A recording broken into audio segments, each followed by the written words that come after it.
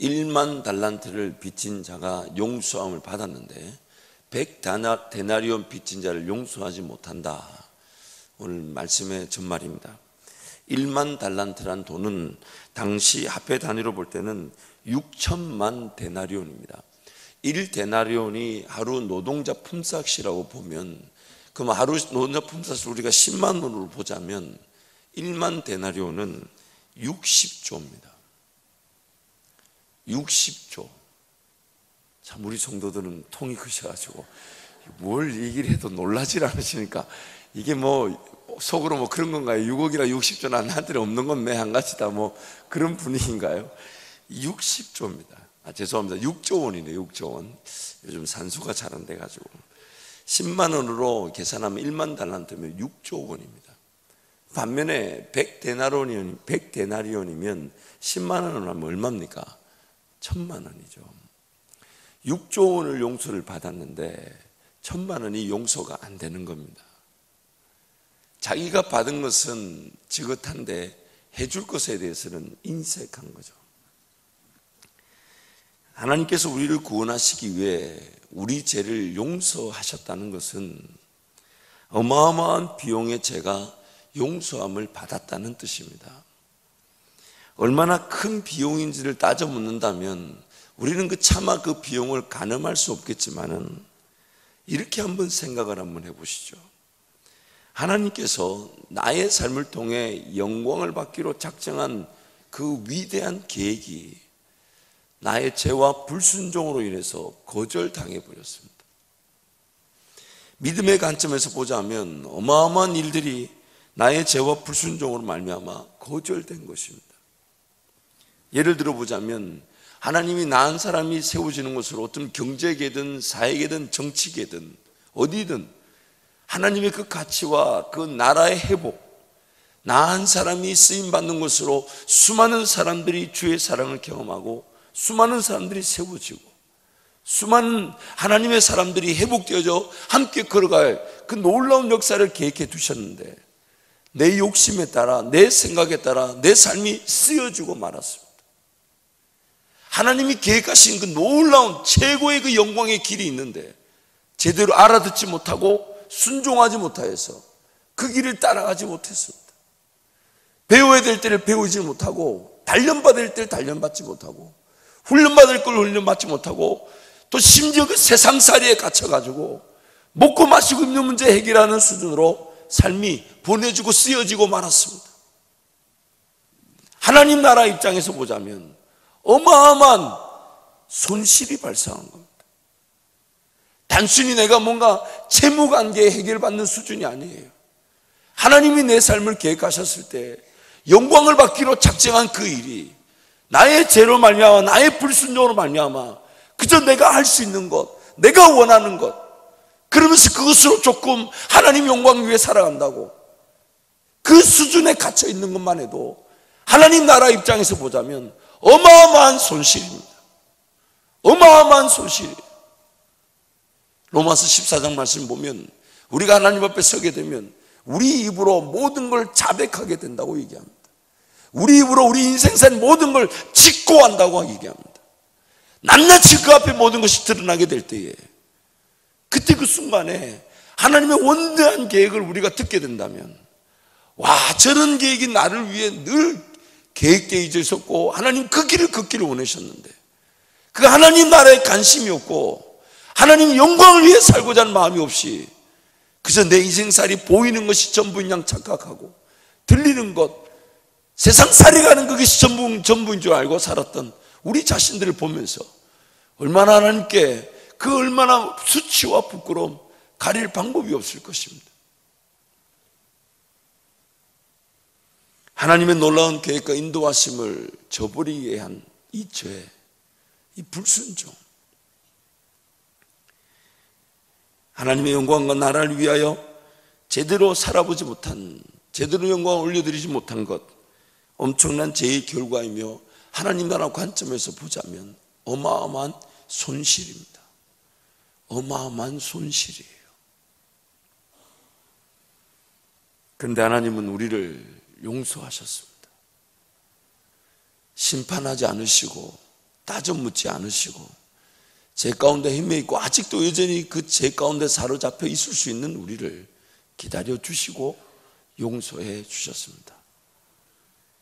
그래서 하나님께서 우리를 용서하셨다는 것은 단순히 우리 자신들을 용납해 주시기 위한 수준이 아니라 단순히 우리를 용납해 주시기 위한 수준을 넘어서서 우리 죄로 인하여 하나님의 영광이 온전히 드러나지 못한 어마어마한 하나님 나라 관점에서의 그 손실을 용서하셨다는 것입니다. 그리고 그 어마어마한 손실에 대해서 용서하시고는 하나님께서 이 땅에 진정한 그 하나님 나라의 용서의 가치가 우리를 통해 이 땅에 흘러넘치기를 하나님 기대하고 계십니다. 그래서 마태복음 6장 12절 말씀 주기도문에 그렇게 예수님이 가르쳐 주셨죠. 함께 갑니다. 우리가 우리 죄를 죄 지은 자를 사하여 준 것 같이 우리 죄를 사하여 주시옵고. 우리가 용서함을 받은 것처럼 또 누군가를 용서하는 그 용서의 가치가 하나님께로부터 용서함을 받은 자답게 이 땅에 드러나기를 원하시는 거죠. 하나님께서 죄인들인 우리들을 무조건 품어주시고 용서하신 것은 그 용서함을 받은 저와 여러분을 통해 그 하나님의 용서의 가치가 이 땅에 실현되기를 원하시는 겁니다. 이 땅에 흘러넘치기를 원하시는 겁니다. 반역과 복수라는 이 세상의 원리를 거스르는, 역행하는, 안아주고 받아주고 용납해주고 기다려주고 이해해주고 참아주고 그리고 용서를 구하고 용서함을 받는 그 진정 하나님의 사랑의 가치가 우리를 통해 나타나기를 원하시는 것입니다. 우리가 잘 아는 대로 용서함을 받지 못한 세상, 그리고 그 가운데 살아가는 용서함을 받지 못하거나 용서하지 못한 사람들은 세상 가운데 방황하고 헤매고 있습니다. 자신에게 상처를 준 이들에게 안갚음을 하기 위해 최선을 다하며 살아갑니다.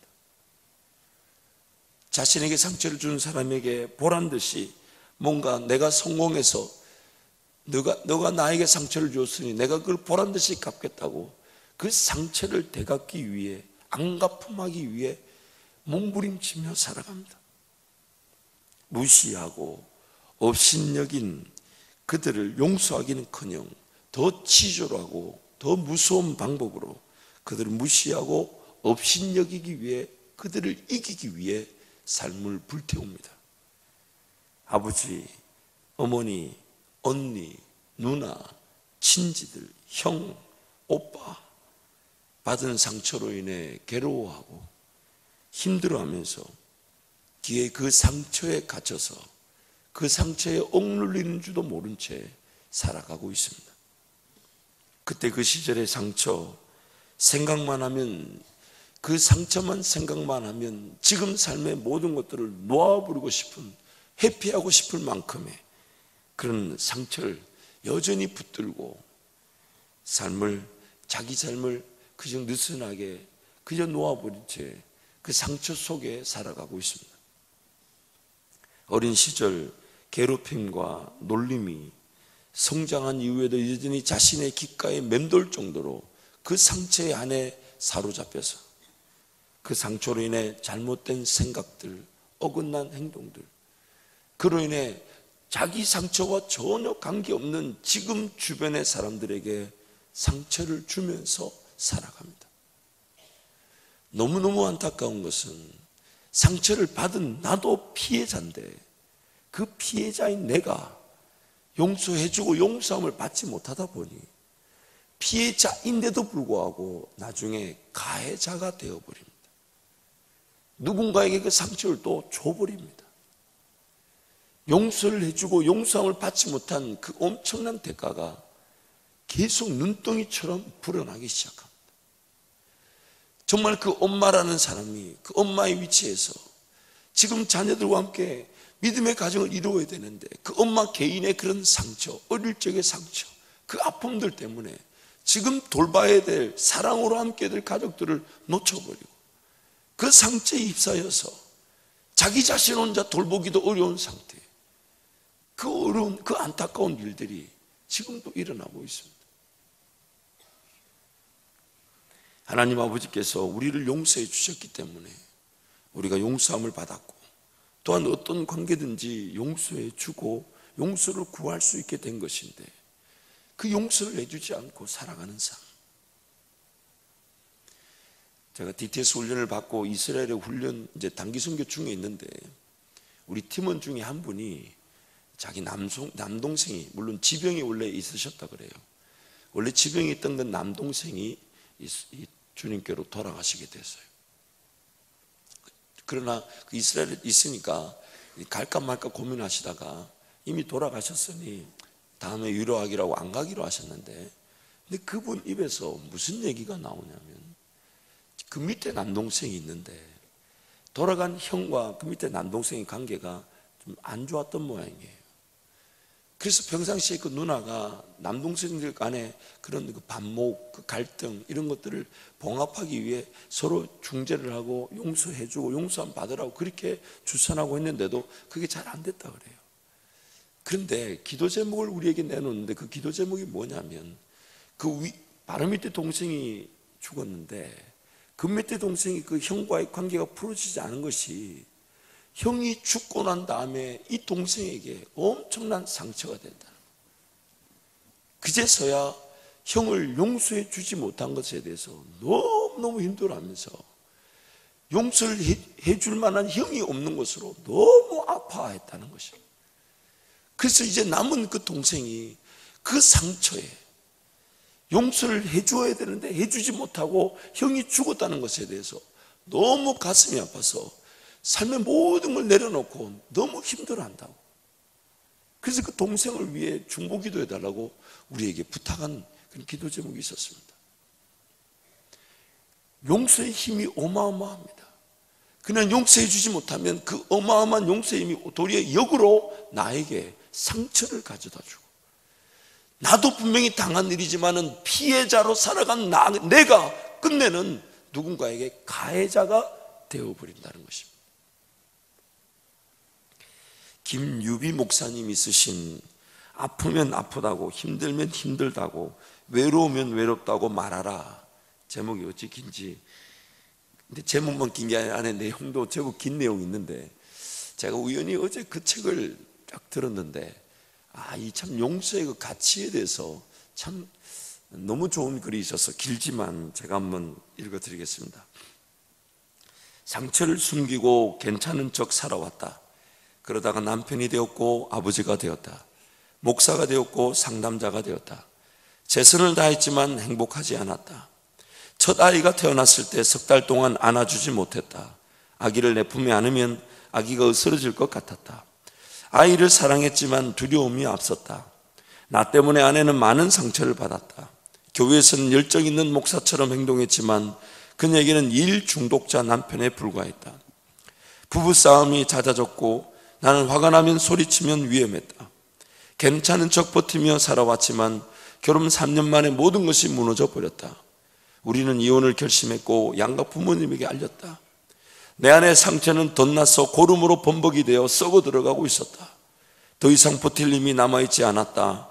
아내를 만나 연애를 시작할 때 내 과거에 대해 말하지 않았다. 수치스러워 숨기고 싶었다. 지울 수 있다면 지워버리고 싶었다. 가난했던 어린 시절, 알코올 중독 아버지, 교회에 지나치게 몰두하던 어머니, 폭력, 학대, 우울증, 자살 충동, 방황하던 청소년기, 기억하고 싶지 않았다. 내겐 오직 현재만이 중요했다. 과거에 얽매일 필요가 없다고 생각했다. 비록 고통스러운 과거를 살아왔지만 아내를 만났으니 새로운 가정을 이루어 행복하게 살고 싶었다. 내게 결혼이란 과거를 청산하고 새로운 미래를 선포하는 선언식이었다. 하지만 착각이었다. 보증금 500만 원에 월세 30만 원짜리 허름한 집에서 신혼살림을 시작했다. 당시 사역했던 교회는 개척한 지 얼마 되지 않아 재정적인 지원이 부족했다. 월세 내고 아이 키우고 신학대학원 다니려면 돈이 필요했다. 낮에는 대학원 공부를 하고 저녁에는 학원에서 일하고 주말에는 교회에서 사역을 했다. 내일은 더 나아지겠지라고 라며 견디고 견뎠다. 하지만 기대와 달리 아무리 노력해도 삶은 조금도 나아지지 않았고 몸과 마음은 지쳐갔다. 어느 날 아내가 불안한 목소리로 말했다. 여보, 월세가 5달이나 밀렸어. 기저귀는 떨어진 지 오래고 분유는 어제 떨어졌어. 만일 시간을 되돌릴 수 있다면 나는 아내에게 따뜻한 목소리로 말할 것이다. 여보, 정말 미안해. 어떻게든 방법을 찾아볼게. 걱정하지 말고 조금만 기다려줘. 그러나 그때 나는 목에 핏대를 세우며 아내에게 고함을 질렀다. 그래서 뭐 어떻게 하라고? 나도 최선을 다하잖아. 아무리 노력해도 벗어날 수가 없어. 내가 이루고 싶어서 이러는 줄 알아? 다 끝났어. 더 이상 못하겠다고. 내 안의 상처가 미치도록 아파서 아내에게 더 큰 상처를 주고 말았다. 그녀는 바닥에 주저앉아 얼굴 가리고 울기 시작했다. 그때 하필 나는 거울 앞에 서 있었다. 내가 한 마리 짐승처럼 보였다. 과거 나 자신과 약속했다. 절대 경제적으로 무능한 사람, 폭력적인 사람이 되지 않겠다고. 그런데 그런 모습으로 서 있는 나를 보며 마음이 무너져 내렸다. 그 자리에 서 있을 수가 없어서 울고 있는 아내를 내버려둔 채 뛰쳐나왔다. 그리고 사흘 밤낮을 차 안에서 지냈다. 무엇을 향한 분노인지 알 수 없다. 가슴이 터져버릴 것 같았다. 기도도 할 수 없었다. 사흘 동안 아무것도 먹지 못해 기운이 없었던 탓인지 열이 났다. 식은땀이 온몸을 적셨다. 아버지에게 전화가 걸려왔다. 편지를 보냈다고 했다. 한 달 전 어머니로부터 이혼 절차를 밟고 있다는 이야기를 들었다. 내 꼴이 우스웠다. 내 부모의 결혼이 끝난다. 내 결혼도 끝나간다. 아버지가 이메일로 A4 용지 60장이 넘는 긴 편지를 보내왔다. 나는 조용히 읽어 내려갔다. 아버지는 그간 자신이 살아온 인생에 대해 가족에게 말한 적이 없다. 아버지의 아버지와 어머니, 어린 시절과 사춘기 등 내가 아버지에 대해 아는 것은 어머니가 친가 쪽 누군가에게 전해들은 말이 전부였다. 아버지의 입을 통해 직접 들은 이야기는 없었다. 아버지가 직접 써내려간 편지를 읽으면 그가 나인지 내가 그인지 구분이 되지 않았다. 그가 불쌍했다. 처음으로 아버지를 위해 눈물을 흘렸다. 그의 고통이 고스란히 느껴졌다. 나는 깨달았다. 아버지 역시 상처의 희생자이며 그로 인해 가해자가 되었다는 것을. 나 역시 마찬가지였다. 언제나 희생자일 수는 없었다. 치유되지 않은 상처로 인해 사랑하는 아내와 아이에게 상처를 주는 가해자가 되었다. 나는 아버지의 외모뿐만 아니라 상처마저 닮아버렸다. 그러나 어디서부터 어떻게 시작해야 할지 막막했다. 막연한 두려움이 나를 엄습했다. 나는 아버지의 편지를 종이로 출력했다. 그리고 집으로 향했다. 현관문이 굳게 잠겨 있었다. 쇠문이 유난히 차갑게 느껴졌다. 인기척을 듣고 아내가 문을 열었다. 나는 말없이 신발을 벗고 거실로 들어섰다. 무슨 말을 먼저 해야 할까? 무릎을 꿇고 사죄하고 싶었지만 알량한 자존심이 허락하지 않았다. 나는 종이 뭉치를 식탁에 내던지면서 퉁명스럽게 말했다. 읽고 싶으면 읽고 버리고 싶으면 버려. 나는 마음속으로 애원했다. 여보, 제발 버리지 말고 읽어줘요. 아내와 눈을 마주칠 수 없어서 안방으로 들어가 이불을 뒤집어 쓰고 누웠다. 신경이 예민해지니 작은 소리마저 크게 들렸다. 아내가 식탁으로 걸어가는 소리, 의자를 끄는 소리, 앉는 소리 모두 생생하게 들렸다. 한 장씩 종이 넘기는 소리가 들릴 때마다 심장 박동이 빨라졌다. 다 읽은 후에 아내가 무슨 말을 할까? 그래서 뭐 어쩌라고? 왜 읽으라고 한 건지 모르겠네라고 말하면 어쩌지? 그러면 나는 정말 어떻게 하지? 온갖 생각으로 머릿속이 복잡했다. 그 순간 밖에서 흐느끼는 소리가 들렸다. 소리 내지 않고 가만히 눈물을 흘리는 소리, 다시 의자 끄는 소리가 들렸다. 아내의 걸음소리가 점점 커지더니 방문이 열렸다. 아내가 다가와 이불을 들추어 내 얼굴을 바라보며 눈물 범벅인 얼굴로 내게 말했다. 여보, 살아줘서 고마워. 포기하지 않고 지금까지 견뎌줘서 고마워. 마음속에서 번개가 치고 폭풍이 일어났다. 아내의 눈물이 내 얼굴에 떨어져 내 눈물과 섞였다. 나는 참았던 울음을 터뜨렸다. 그녀 품에 안겨 아기처럼 밤새도록 울었다. 그날 밤 나는 다시 태어났다. 포기하고 싶었던 그 순간 새로운 변화가 찾아왔다. 하나님께서 자기 아들을 아끼지 아니하시고 우리를 위해 내어주신 것은 우리를 용서하셔서 하나님과 화목하게 하려 하심이었습니다. 이것은 단순히 하나님께 나아갈 빈미를 얻는 수준에 그치지 않습니다. 이것은 단순히 하나님을 찾고 부르짖고 의지하는 수준에 그치지 않습니다.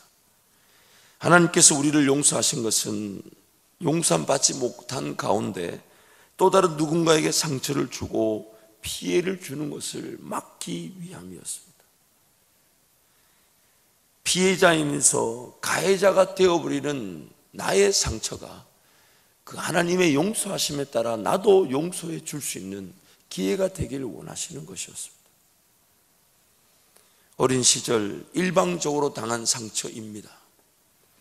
분명한 피해자이지만 그 부모님을, 그 가족들을 용서하지 못한 채 살아가게 된다면 피해를 당한 사람이 그 피해를 고스란히 누군가에게 전하는 가해자가 되어버리고 맙니다. 하나님께서 나를 위해 베풀어 주신 진정한 용서를 누리지 못한다면 용서하지 못하고 용서받지 못한 엄청난 재앙을 피할 수가 없습니다. 그래서 하나님께서는 우리를 용서하시면서 또한 우리 역시 용서하고 용서를 구하는 관계로 회복되기를 원하시는 겁니다. 방금 전에 읽었던 그 글은 제가 깜짝 놀란 만큼 저에게 해당되는 내용이었습니다. 참 우리가 그 용서의 은혜를 제대로 누리지 못하고 있는 것은 아닌가. 하나님 나에게 용서하셨는데 내가 그것을 용서해 주거나 용서를 받지 못한 채 여러분 가해자는 당연히 가해자겠지만 너무 안타까운 건 피해자가 나중에 가해자가 된다는 거. 그 상처가 해결받지 못한 상처가 누군가에게 또 상처를 준다는 거. 여러분 오늘 우리가 구원을 받았다는 것은 하나님이 우리를 더 이상 그 상처의 굴레에 머물기를 원치 않으시는 겁니다. 누군가를 품어주고 이해해주고 그저 다가가주고 용서해주고 또 용서함을 구하고 그것을 통해 우리가 하나님의 용서를 받은 자다운 진정한 회복을 하나님 우리에게 베푸시기를 원하시는 것입니다. 이 시간 한번 통성으로 기도하겠습니다.